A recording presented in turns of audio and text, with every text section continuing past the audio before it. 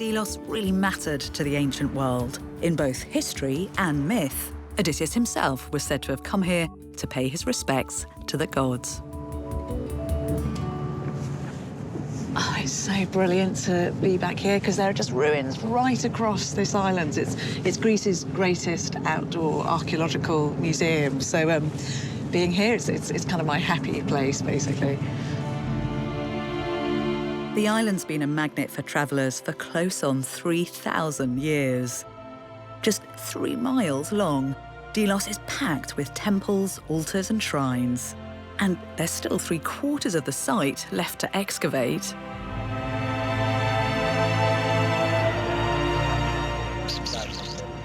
Good morning. So if you get here at this time in the morning, basically just after dawn, then you're greeted by a very particular welcoming party in the form of the cats of Delos, sacred cats, obviously. OK, thank you. See you later. See you, ciao, bye. Getting up before dawn was definitely worth it, as I've got the island all to myself. The Greeks thought Delos was the birthplace of 2 super-gods.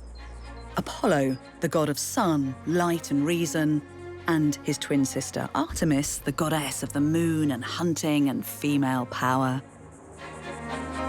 To keep the island pure, in the 5th century BC, the Greeks dug up every grave and reburied the bodies on another island. From here on in, no one could be born or die here.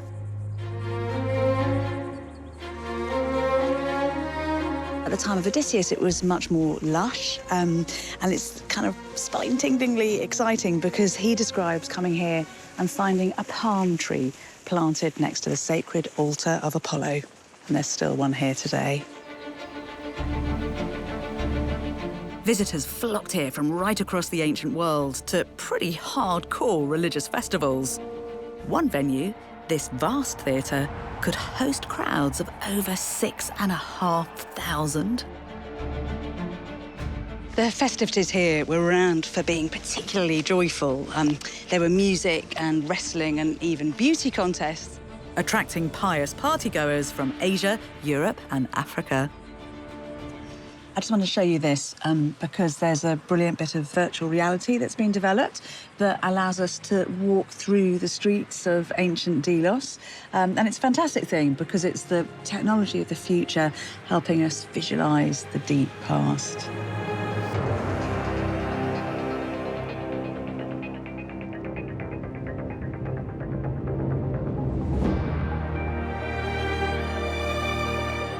This place hummed with life and colour. Archaeologist Marili Papadopoulou joins me to share her theory why. The island of Delos, it became known because it has the biggest percentage in sunlight that goes straight down to the island from all around Greece. So that's interesting. So it has that. It's amazing because they would have thought it had the kind of blessing of the sun or the kind of power of the sun here. So that's how they picked it to be the island of God Apollo. It's a kind of archaeologist's playground here, isn't it? It is because they had a beautiful collection of antiquities that came from all around the world. It was in the heart of the 3 continents, the heart of the known world back then. Delos was an island of light and holiness, but once the Romans arrived in 167 BC, that all changed. We believe, according to the evidences, that we have one of the biggest slavery markets during Roman time here on the island. We have at least 10,000 people. The story says that they were sold per day on the marketplace of Competalia. I know, it's so terrible because it's a beautiful place, but it's got this terrible vibe to it. Slaves were trafficked across the ancient world.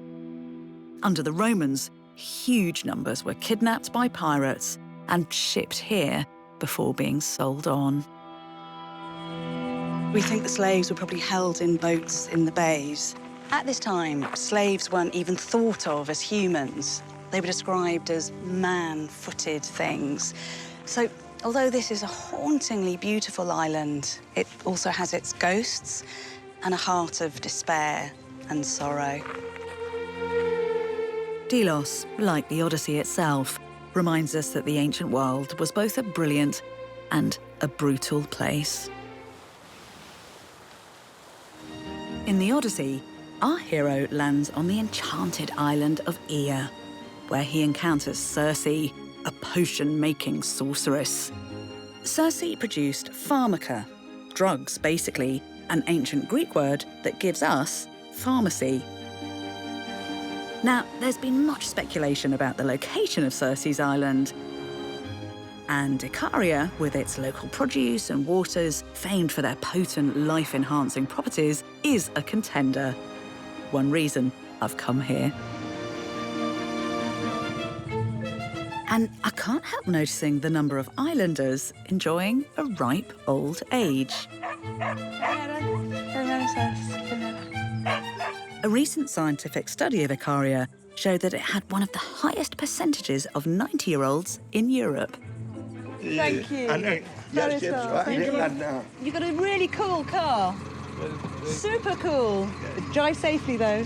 Bye. Bye.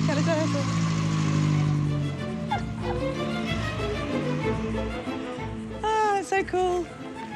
It's had that 42 years. They also have 20% lower rates of cancer, 50% lower rates of heart disease, and minimal levels of dementia. Ancient heroes gathered wisdom from the elders, and I'm meeting two locals to find out their secret. Although our rendezvous time is a little bit vague, because on Icaria, they don't rate watches or deadlines. Can I ask, I'm not being rude, but can I just ask how old you two ladies are? What's your age? Τι θες τη δικιά μου? Ναι. Είμαι 94 χρόνων. You look great for 94, Όλη μου η οικογένεια. Εγώ είμαι 97 χρονών. Βαστάω από σόι που είναι αιωνόβιο. Η μητέρα μου πήγε 102 χρονών. Ναι, ναι. Η αδερφή μου 97 χρονών πέθανε πρόπερση. Ναι, ναι. Εγώ ακόμα... Μακροβιότητα. Να είμαι. Ναι, ναι. And then there are lots of people here who live to 100 as well on the island. Πάρα πολύ. Προϊόντα εδώ που παράγουν έχουν άλλη νοστιμιά από τα έξω που φέρνουν. Γιατί είναι με... Είναι το έδαφος εδώ, είναι φαίνεται, ναι. Icaria is a volcanic island. Waters are laced with radioactive radon, and some think this, and eating local, could be the secret to the islanders' longevity. Why do people not care about time? Όχι, δεν έχουμε πίεση. Ίσα-ίσα, ο κόσμος δεν βιάζεται. Ο κόσμος εδώ είναι πράγματι φιλόξενος. Φιλόξενος πολύ. Τους ξένους τους υποδέχονται έτσι με ευχαρίστηση. So I understood that word, so it's philoxenia, so it's like a lover of strangers here. Yes. Yeah, so that's amazing. Philoxenia is this beautiful word that you also get in the tales of Odysseus, so going right back 3,000 years, that it's really important to welcome strangers. I think I might stay. I think I might make this my home. It's beautiful. It's a magical island. The OAPs of Icaria are the incarnation of the wisdom of age, but one of the island's most famous legends warns of the follies of youth. It's how the island gets its unusual name. The story of Icarus, the boy who tried to fly. Icarus's father is Daedalus, the greatest inventor of the day. But there's a problem. Both father and son are held prisoner, captive on another island and desperate to escape. So Daedalus comes up with a cunning plan. He invents giant wings made out of feathers and wax, and both of them manage to break free. At first, everything is going brilliantly well. Follow me, the father says. Don't go so low that your feathers get wet in the sea. Don't fly so high that you get burnt by the sun. Icarus obeys, but then he is so thrilled by the sensation of flight that he starts to climb higher and higher, dangerously close to the sun's rays. They start to melt the wax, the feathers begin to fall, and the boy plunges into the sea. The hero Hercules, Heracles in Greek, so the story goes, rescues the boy's body and brings it here to be buried. So this whole island is a monument to Icarus and to the dangers of disobedience and overreaching yourself.